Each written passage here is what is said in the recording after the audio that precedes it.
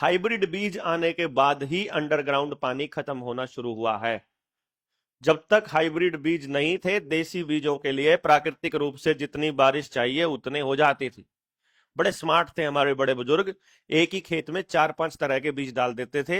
वो बीज भी जिसमें ज्यादा बारिश में पैदा होते हैं, वो बीज भी जो कम बारिश में पैदा होते हैं।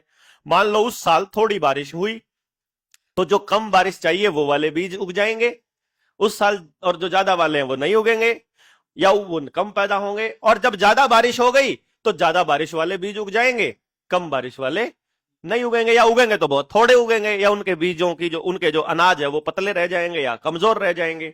और जिसको जो चाहिए, जैसा वातावरण चाहिए वैसे वातावरण में उग जाएंगे। अब प्रकृति का भी कमाल है कि आयुर्वेद भी ये कहता है कि जैसा मौसम होता है उसी हिसाब से बीमारियां आती हैं।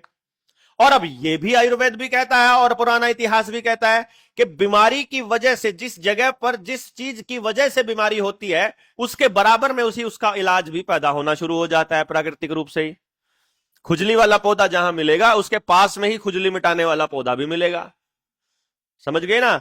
जब बुखार होना होता है तो उस एरिया में वैसी वनस्पति पैदा होनी शुरू हो जाएगी। जब प्रकृति को मालूम है कि इन लोगों की ऐसी आदत बन चुकी है, अब की बार इतनी बारिश होने वाली है, इतनी बारिश में इतने लोगों को बुखार होने वाला है, तो बुखार होने वाला है इसलिए प्रकृति में कहीं ना कहीं ऐसी वनस्पति पैदा होनी शुरू हो जाएगी जहां उस बुखार का इलाज होना है। जिस टाइप का बुखार होगा वैसी ही वनस्पति हो जाएगी। राजस्थान में हिमाचल वाली बीमारियां नहीं आएंगी, हिमाचल में राजस्थान वाली बीमारियां कभी नहीं आएंगी।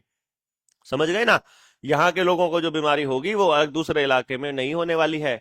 लेकिन अगर राजस्थान का आदमी हिमाचल की सेब खाना शुरू कर देगा, कश्मीर की सेब खाना शुरू कर देगा, तो कश्मीर वाली बीमारियां होनी स्टार्ट हो जाएंगी। वो यहां के लिए नहीं बनी है ना। अगर आपको कश्मीर की सेब खानी है तो कश्मीर जाइए, वहां जाकर खाकर आइए। वो वहां के मौसम के लिए बनी है, यहां के लिए नहीं बनी है।